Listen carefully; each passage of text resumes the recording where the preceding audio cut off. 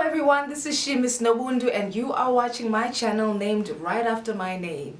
Welcome again to the channel, and if you are new to the channel, please peruse through on the playlist and make sure that you look at everything and binge watch everything so that you can figure out whether you like what you see, and if you do, you can subscribe. Hit the red subscribe button at the bottom.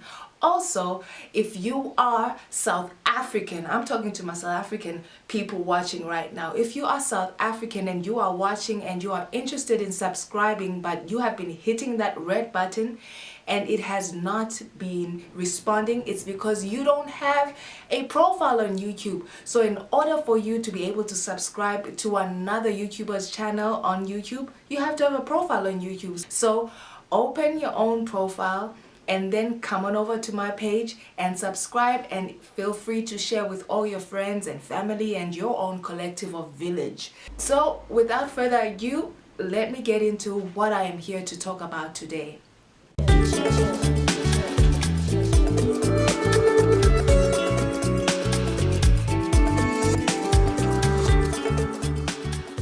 So today I am actually here to weigh in on the rape culture conversation that has been going around, I believe, for a very long time.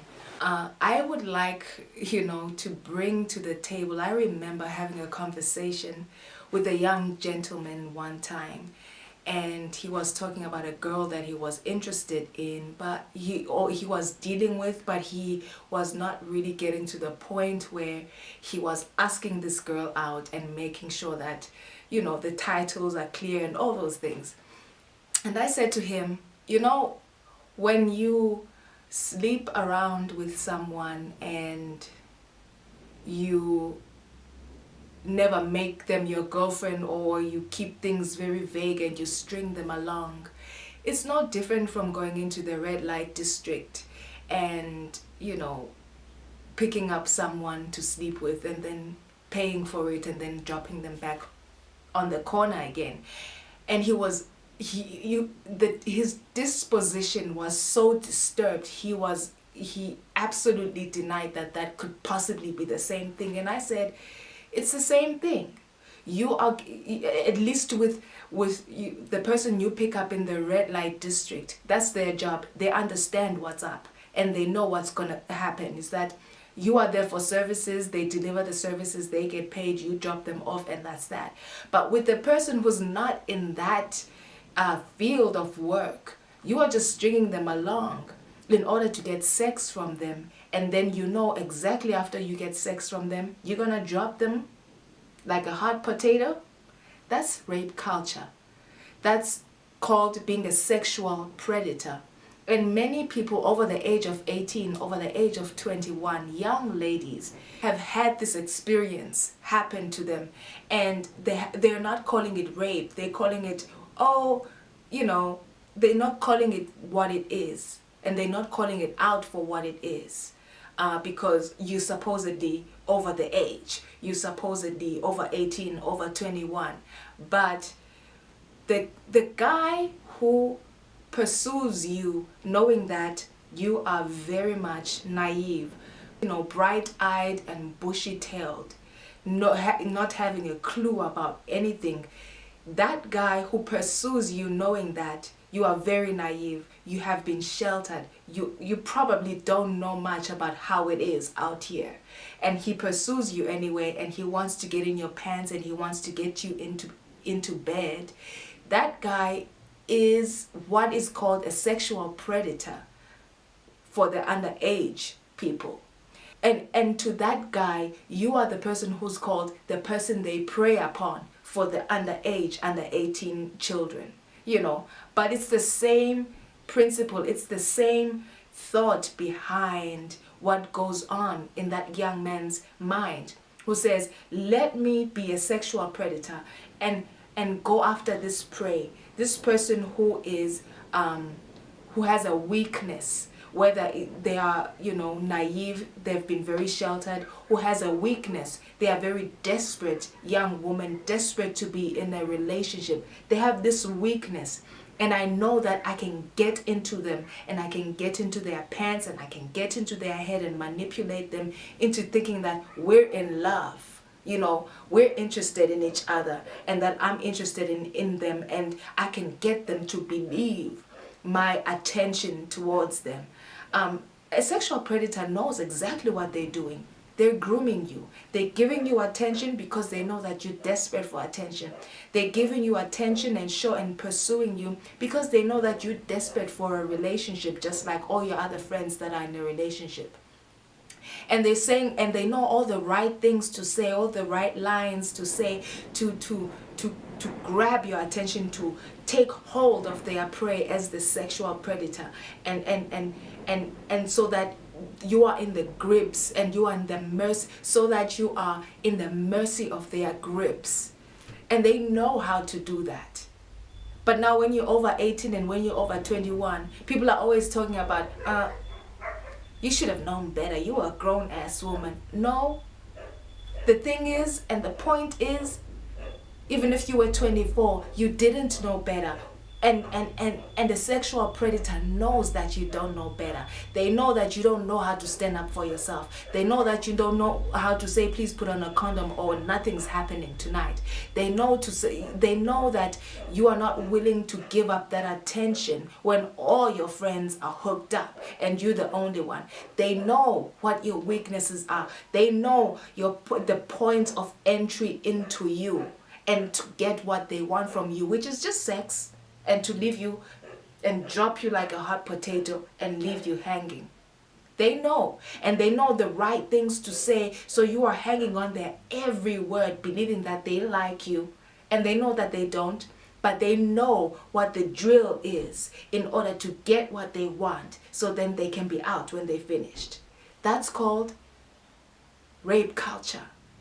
That's what I call rape culture. That is rape to me. If someone was in a relationship with me, knowing exactly what they wanted to get from me, so that they could drop me like a hot potato after getting it, that's rape culture. Instead of the red light district, instead of going to the red light district, you came to me.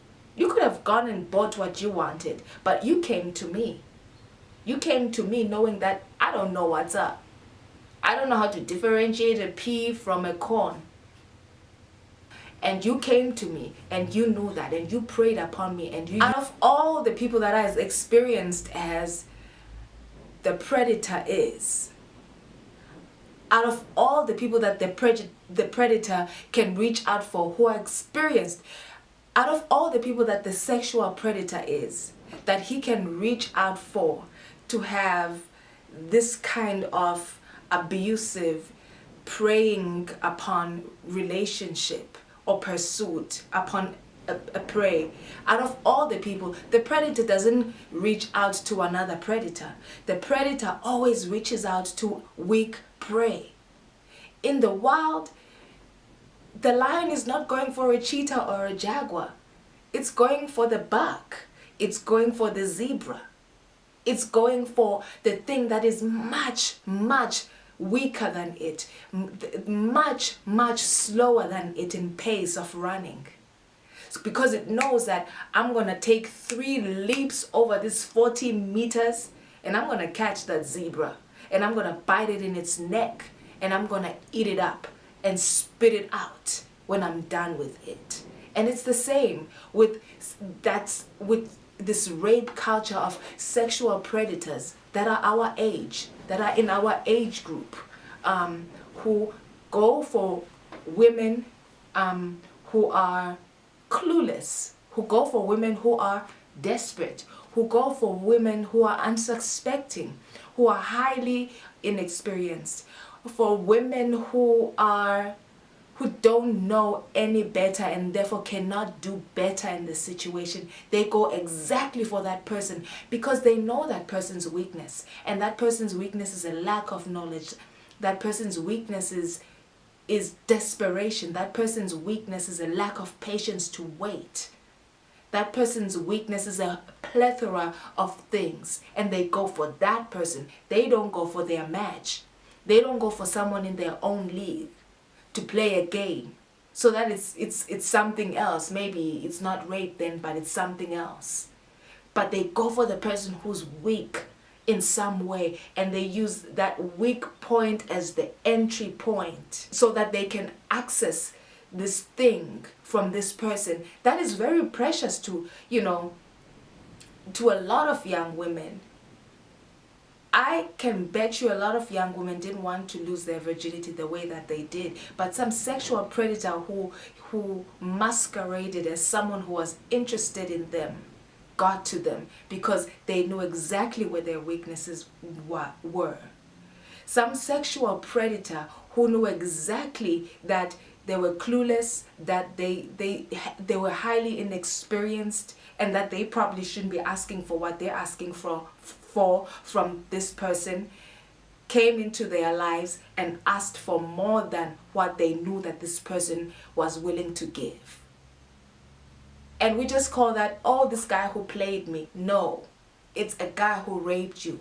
It's a predator who preyed upon you, who figured out what your weaknesses were, and he found an entry point, and he entered into your life, and he masqueraded as someone who likes you, as someone who's interested in you, and he was perpetrating in the meanwhile. He perpetrated and masqueraded and got into your heart because he knew that you were probably the first guy he was ever going to be with. So that was just going to get you all messed up in the head, thinking that you love this guy. And so you were not going to see until a very long time after he was gone that, wait a minute, I was not only played, but I was actually misused. I was abused. And that is rape. And that is the rape culture that I wanted to bring into the light. That as part of this conversation of rape culture, I don't know if it's coming up or not, but every time I hear these conversations, you know, about people getting played in relationships in this way, people always say, well, she was a grown woman, she was 23, how could it be that she couldn't see that coming? Because she was sheltered her whole life, because she had never known liars in her entire life, because she had never known people to present themselves one way and be something else before. There's a time in your life when you don't know any better because you've not been exposed, you are highly inexperienced, and someone comes into your life in that time of you being highly inexperienced and takes advantage of that. That's called, in this context, being a sexual predator. And I just wanted to say, wake up to the young men out there that are doing this and think that they're getting away with it because it's not called rape yet. I want to say to you today that this is rape. And if you've had this happen to you, know that you have been raped by a sexual predator who knew exactly what they were doing, who knew exactly what they were going to do with you after they got what they wanted from you. You have been raped and misused and abused, and it was rape. It was violence towards your body, towards your trust, towards your spirit. It was a violation on all levels towards you. That's why there's something lopsided about the memory of it many years later. Still, it's because it was rape. Call it what it is. This is part of the rape culture that goes on within the context of dating, is that men go for women knowing exactly that, I don't know what happens in other, you know, different combinations from men and women, I don't know, but men go for women exactly that they know are highly inexperienced and ask for things that they know these women probably don't want yet or don't want at all before marriage, and they know exactly what the entry point is and they know exactly what their weakness is. When you do that, you are preying upon someone and you are a sexual predator.